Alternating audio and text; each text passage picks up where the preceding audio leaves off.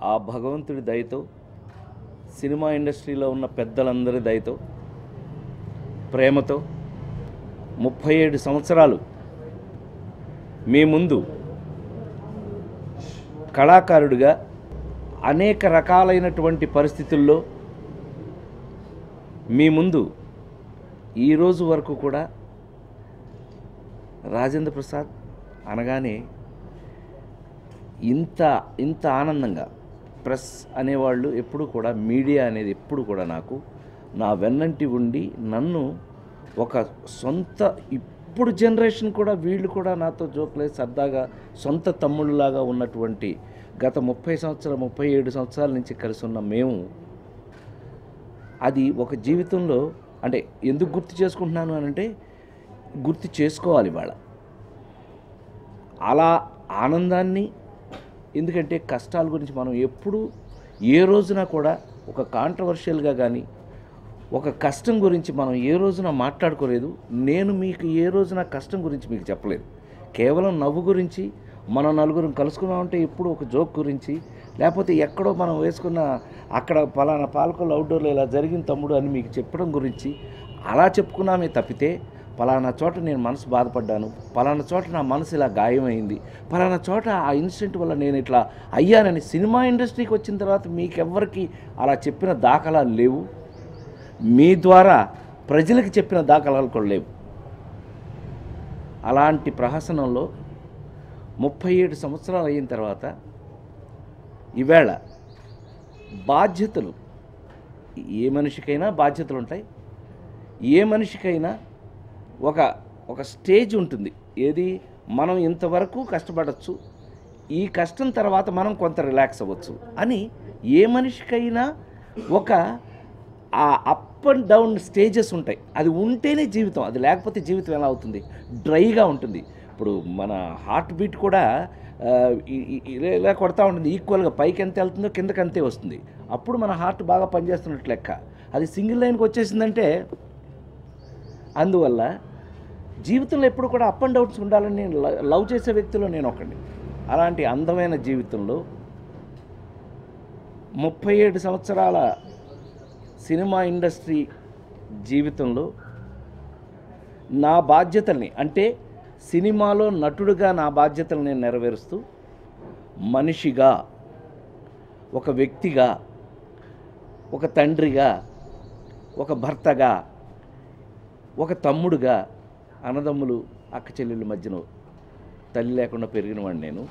వాళ్ళ మధ్యన వారితో నా బాధ్యతల్ని వీలైనంత నెరవేర్చాను అని నమ్ముతూ, ఇప్పుడు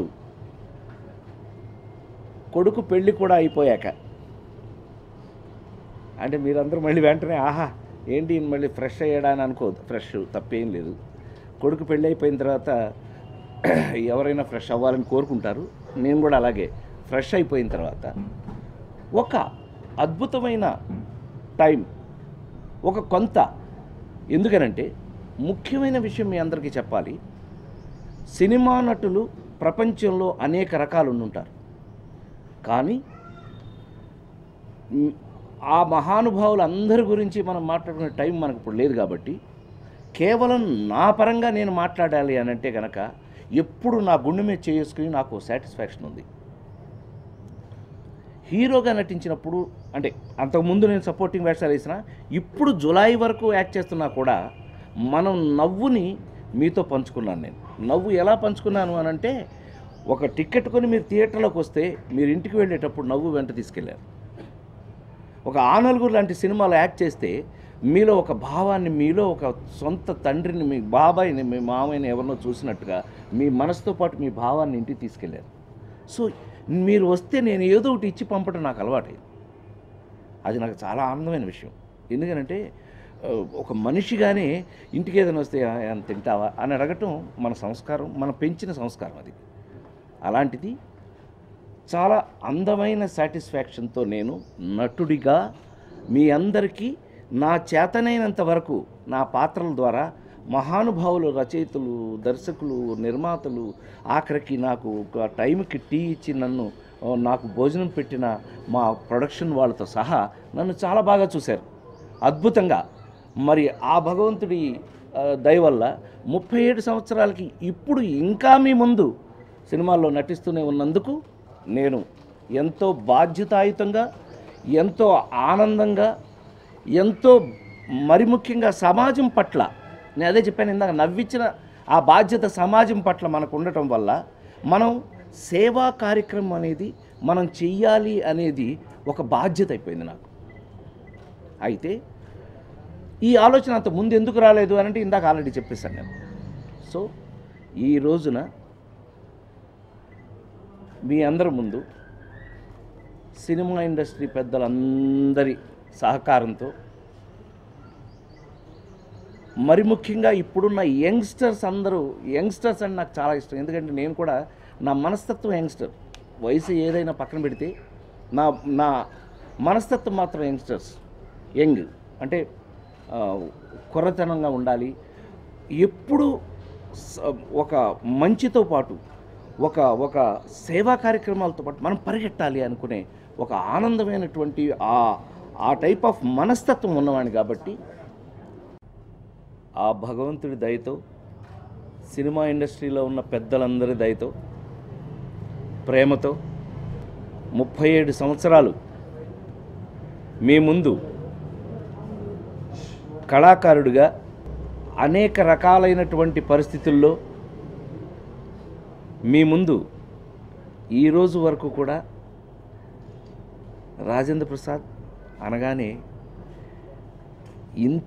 ఇంత ఆనందంగా ప్రెస్ అనేవాళ్ళు ఎప్పుడు కూడా, మీడియా అనేది ఎప్పుడు కూడా నాకు నా వెన్నంటి ఉండి నన్ను ఒక సొంత, ఇప్పుడు జనరేషన్ కూడా వీళ్ళు కూడా నాతో జోక్లేదు సరదాగా సొంత తమ్ముళ్ళలాగా ఉన్నటువంటి గత 37 సంవత్సరాల నుంచి కలిసి ఉన్న మేము, అది ఒక జీవితంలో అంటే ఎందుకు గుర్తు చేసుకుంటున్నాను అని అంటే గుర్తు చేసుకోవాలి వాళ్ళ అలా ఆనందాన్ని.